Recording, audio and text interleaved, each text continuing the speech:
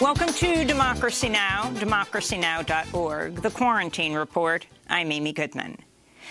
The official United States death toll from COVID-19 has passed 200,000, by far the highest in the world. As University of Washington researchers warn, the U.S. is on track to double that death toll by year's end.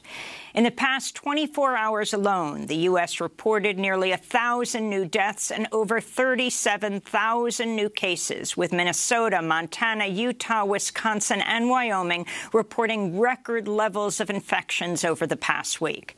On Tuesday, the COVID-19 Memorial Project placed 20,000 flags across the National Mall, each one symbolizing 10 U.S. residents who've died of the disease since the first recorded U.S. death in February.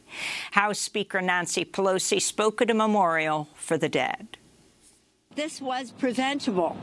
Not all of it, but much of it. And what could be lost in the future is preventable, too, if we embrace science. Science instead of politics. The New York Times reports the Food and Drug Administration is planning to issue stricter guidelines on any emergency use authorization of a coronavirus vaccine, even as President Trump promises a vaccine will be available as early as next month. The FDA's emerging guidelines would affirm the warnings of researchers who say they cannot guarantee the safety or efficacy of any of the vaccines currently in clinical trials in such a short period of time.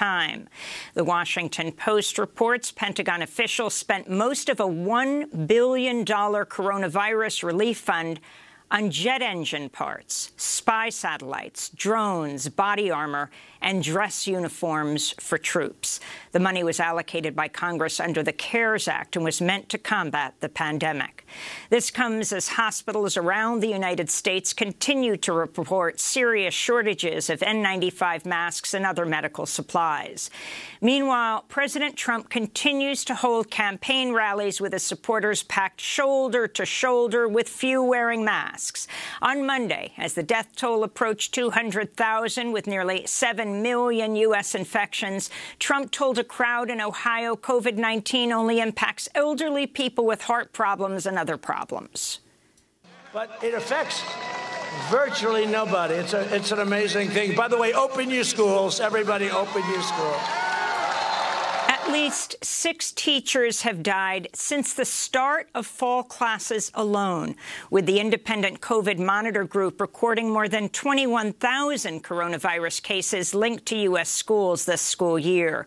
On Tuesday, the Miami-Dade County School District said students will be able to choose next month whether to return to their classrooms for in-person instruction.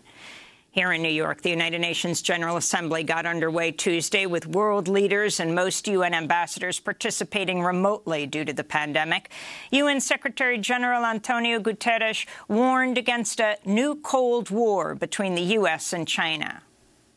Our world cannot afford a future where the two largest economies split the globe in a great fracture, each with its own trade and financial rules and internet and artificial intelligence capacities. A technological and economic divide risks inevitably turning into a geostrategic and military divide, and we must avoid these at all costs. President Trump also addressed the UN General Assembly Tuesday, criticizing China during a pre-taped 7-minute address, the shortest ever given by a U.S. president. We must hold accountable the nation which unleashed this plague onto the world, China.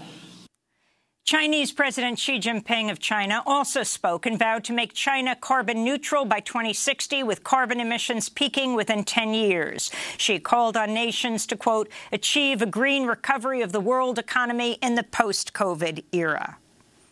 Utah Republican Senator Mitt Romney said Tuesday he'll support a floor vote for President Trump's nominee to replace Supreme Court Justice Ruth Bader Ginsburg, who died last week at the age of 87. My liberal friends have, over many decades, gotten very used to the idea of having a liberal court, and that's not written in the stars. Romney's announcement means Majority Leader Mitch McConnell has the support of 51 Republican senators, enough to rapidly push forward with a vote on Justice Ginsburg's replacement. There are just 41 days remaining before the November election. In 2016, McConnell refused to hold confirmation hearings for President Obama's nominee to replace Justice Antonin Scalia, who died nearly 9 months before the election. At the time, McConnell said, quote, "The American people should have a voice in the selection of their next Supreme Court justice." Louisville, Kentucky remains in a state of emergency as the city prepares for a grand jury decision in the police killing of Breonna Taylor. Police fatally shot the 26-year-old black emergency room technician in her own home on March 13th. Ahead of the announcement, the Louisville Police Department announced it's conducting an internal review of 6 officers involved in the shooting and raid. One of the officers being investigated, Sergeant John Mattingly, has defended his actions. In an email to 1,000 other officers, Mattingly wrote, quote, "Regardless of the outcome today or Wednesday, I know we did the legal, moral, and ethical thing that night," he said. In the email, he also called protesters, quote, thugs, saying this is not an us against society, but it is good versus evil. The Nation magazine's reporting federal officials with the Justice Department and Homeland Security have intercepted the phone communications of protesters in Portland, Oregon. The Nation reports surveillance involved in cell phone cloning, where the government steals a phone's unique identifiers and copies them to another device in order to intercept the communications received by the original device. Oregon Senator Jeff Merkley has called for a full investigation. He wrote on Twitter, quote, "The Trump administration has treated the people of Portland like enemy combatants. These tactics, like cell phone cloning to spy on protesters, are unacceptable in America," he said. Russian opposition politician Alexei Navalny has been released from a German hospital where he was treated for suspected poisoning after he became violently ill aboard a flight from Siberia to Moscow in August. Ahead of his release, Navalny published a photo of himself looking gaunt but walking without assistance. Doctors say it's too early to tell if the longtime critic of Vladimir Putin will make a complete recovery. German scientists say they discovered traces of the banned nerve agent Novichok on a water bottle used by Navalny shortly before he fell ill. In Washington, a reporter asked President Trump Tuesday about Navalny's poisoning. Who do you think poisoned Alexei Navalny in Russia? We'll talk about that at another time. In Belarus, President Alexander Lukashenko was abruptly sworn in at a secret ceremony today amidst ongoing anti-government protests demanding the longtime authoritarian leader resign. The opposition denounced the ceremony as illegitimate following Lukashenko's landslide win in last month's election, which critics say was rigged. In Cleveland, Ohio, a 28-year-old transgender woman who died in her cell at Cuyahoga County Jail last month left a hidden letter denouncing the jail's horrid conditions. The letter was found by her mother after picking up her daughter's belongings. In the letter, Lee Day wrote prisoners were served food that was cold, smelled bad, tasted like cleaning chemicals. Day said the jail also failed to provide cleaning supplies and that the conditions had only gotten worse during the COVID-19 pandemic. The Cleveland Plain Dealer reports her mother says Day was being held in an area of the jail reserved for men. Questions remain on what caused her death. In immigration news, women imprisoned at Irwin County Detention Center in Georgia are no longer being sent to the physician accused of administering hysterectomies and other gynecological procedures without consent. An attorney working on the investigation said Tuesday Dr. Mahendra Amin saw at least 60 women imprisoned at Irwin, which is privately run. Whistleblower Dawn Wooten, a former nurse at Irwin, labeled Amin the, quote, uterus collector. Meanwhile, Mexico's government is demanding U.S. authorities address allegations of forced sterilizations at Irwin, where at least 6 Mexican women may have had unwanted hysterectomies. This is Mexico's Foreign Minister Marcelo Ebrard speaking Tuesday. It is something that is unacceptable, and we reject it beforehand. Even in the United States, there is a reaction from important groups, which we have been in contact with. This has to be cleared up. If it is confirmed, it would be a major issue, and not only punished, but also other measures would be taken. In California, immigration rights advocates continue to denounce Governor Gavin Newsom's orders to transfer people from state prisons to the custody of Immigration and Customs Enforcement, or ICE.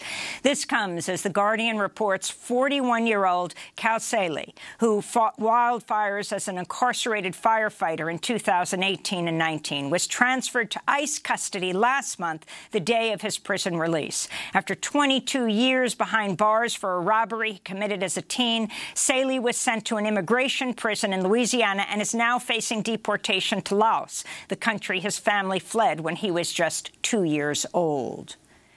New questions are being raised over why the Census Bureau cut short its data collection for the census by a month. A new report by the Commerce Department's internal watchdog reveals the decision did not come from the director of the census.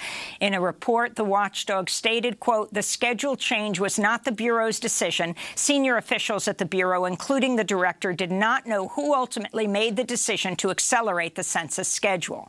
The watchdog report also reveals there's a consensus within the Bureau that shortening the length of the data collection will, quote, "negatively impact the accuracy of the census." In campaign news, Democratic vice presidential candidate Kamala Harris traveled to the battleground state of Michigan Tuesday, where she appealed to black voters to help defeat Donald Trump in November. This is Senator Harris speaking at an event in Detroit. Why do you think they are trying to suppress and to make it difficult or to confuse black people around voting? And the answer is simple, because they know when we vote, things change. Meanwhile, Joe Biden beat back a reporter's suggestion he would pursue a socialist agenda if elected president, taking a swipe at Vermont Independent Senator Bernie Sanders and his supporters. Biden was speaking to a local TV reporter in northeastern Wisconsin. I beat the socialists. That's how I got elected. That's how I got the nomination. Do I look like a socialist? Look at my career, my whole career. I am not a socialist. On Tuesday, Cindy McCain, the widow of the late Republican senator and 2008 presidential candidate John McCain, announced she will endorse Joe Biden for president. In Terre Haute, Indiana, federal prison officials strapped condemned prisoner William Lacroix to a gurney Tuesday evening and injected him with a single dose of the drug pentobarbital. Witnesses to the execution report Lacroix's eyelids drew heavy, his midsection heaved uncontrollably for several minutes before his lips turned blue and he fell still. Lacroix was pronounced dead just after 9 p.m. local time. It was the 6th federal execution since the Trump administration ended a 17-year hiatus on federal death sentences. On Thursday, Christopher Villalba is scheduled to become the 7th federal prisoner to die by lethal injection this year. And a new audit reveals the University of California admitted at least 64 wealthy, mostly white students as, quote, favors to donors, family, and friends over the past 6 academic years. The audit looked into admissions policies starting in 2013 at 4 University of California campuses, including UC Berkeley, where 42 applicants who were children of staff and major donors were admitted over other more qualified students. At other campuses, applicants were falsely designated as student-athlete recruits, even as they had little or no athletic skill. The California state auditor says the admission of at least 400 other students was also questionable. And those are some of the headlines. This is Democracy Now!, democracynow.org, The Quarantine Report. I'm Amy Goodman in New York, joined by my co-host Juan Gonzalez at his home in New Brunswick, New Jersey. Hi, Juan. Hi, Amy, and welcome to all of our listeners and viewers across the country and around the world.